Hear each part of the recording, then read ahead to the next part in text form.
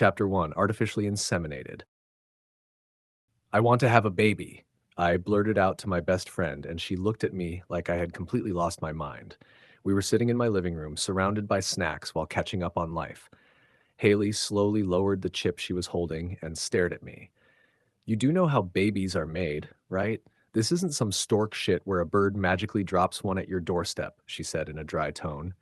I rolled my eyes and shifted deeper into the couch cushion. I know how it works, Haley, I muttered before taking a bite of my chocolate-covered strawberry. Then explain this to me. She pointed at me dramatically. You don't have a husband. Hell, you're not even dating anyone. So how exactly are you planning to do this? Adoption? She reached for one of my strawberries, but I slapped her hand away. She burst out laughing. No, I'm going to a clinic and getting artificially inseminated, I said proudly. Haley slapped a hand against my forehead before pinching herself. What was that for? I asked. Trying to see if I'm hallucinating, she replied. Wait, hold on. She grabbed the remote and turned the TV down. Okay, say that again. I sighed. I'm serious, Haley. I really want a baby. My voice softened. Too many men have failed me. Every relationship I've had ended badly. They either cheated, treated me horribly, or just weren't good enough. I paused, trying to steady myself. I'm tired. Haley's expression shifted slightly. I want to do this on my own, I continued. No stress, no heartbreak, no depending on anyone. Just me and my baby. She leaned back against the couch and exhaled slowly. Fine, but technically, you're still getting some random man's sperm all up in your coochie. Cringed immediately. Haley! What? I'm just saying. I groaned and covered my face for a second. I already gave them a description of what I want the donor to be like. I mumbled with a shrug. Haley stared at me for a long moment before taking both my hands into hers. Raya, she said softly, you're only 24. You're beautiful, successful, independent, and you already own your own business. She squeezed my hands gently. There's no rush. You still have time to meet someone first. I blinked at her blankly before pulling out my phone. But look at these babies, I whispered dramatically as I shoved baby pictures in her face. They're so cute. Haley dragged a hand down her face. Wow, that was my attempt at talking you out of it, and I failed miserably. I gave her my best pout, complete with puppy eyes. She groaned loudly. Fine, you're my best friend, and I'll support you no matter what. I squealed and wrapped my arms tightly around her. Thank you, I whispered. And trust me, I thought about this for a long time before deciding. She nodded slowly. So, I hesitated for a second. I'm doing it next week, and I want you there with me. Her eyes widened slightly, but she smiled anyway. Of course I'll be there. A comfortable silence settled between us before Haley spoke again. Are you going to tell your parents? My smile disappeared instantly. No. The single word came out sharper than I intended. They don't deserve to know. I swallowed hard. Besides, they'll just find another reason to tear me apart. That's all they ever do. Haley stayed quiet while I spoke. I spent years trying to make them proud, I admitted quietly.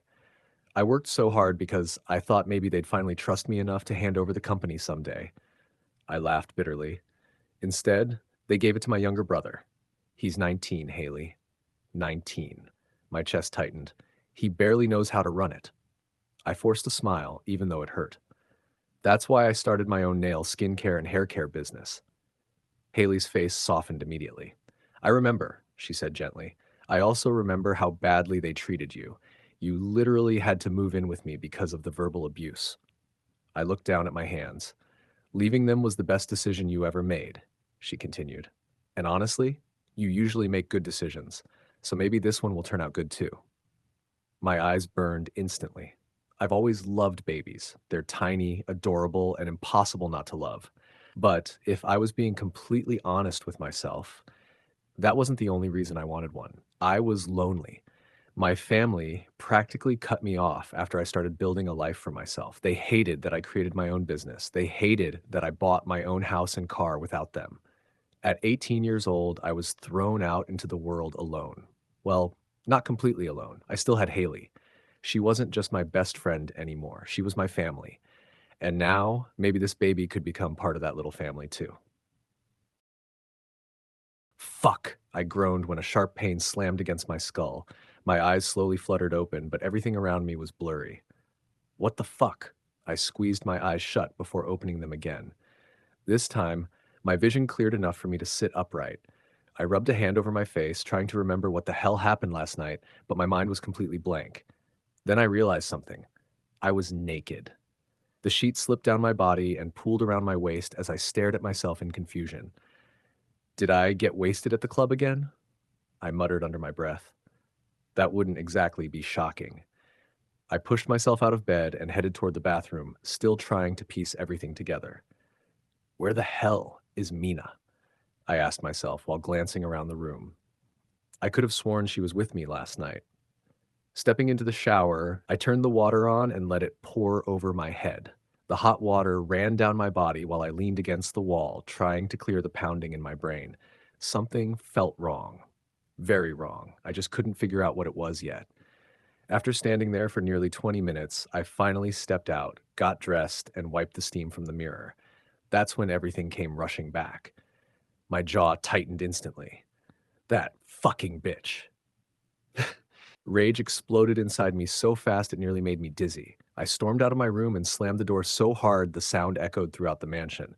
Mina, I'm going to fucking kill you, I roared. Footsteps thundered down the hallway before Dmitri appeared. What happened? He asked. I looked at him with pure fury burning inside my chest. She drugged me and took my sperm. There was a second of silence. Then the asshole laughed. I shot him a deadly glare. I'm sorry, he said between laughs, clearly not sorry at all. But that's fucking hilarious. I told you to stop messing with that girl. She's crazy. I slammed my fist against the wall hard enough to crack the plaster. I told her I don't want kids, I snapped. And she's not even fit to be a mother. She's fucking insane and immature. I dragged a hand through my damp hair in frustration. She was supposed to be a one-time thing, I muttered bitterly. But the sex was good, so I let her stick around longer than I should have. Dmitri started laughing again. My eyes darkened instantly. Клянусь, если ты сделаешь еще один звук, я взорву твои чертовы мозги. I swear, if you make one more sound, I'll blow your fucking brains out. I reached for the gun tucked into my waistband, and Dmitri immediately lifted his hands in surrender, though the grin on his face never disappeared. All right, all right. Find her, I ordered coldly. Now, before she goes through with this shit. Dimitri's expression finally turned serious. He nodded once before pulling his phone from his pocket and walking away. I stood there breathing heavily, fury crawling beneath my skin.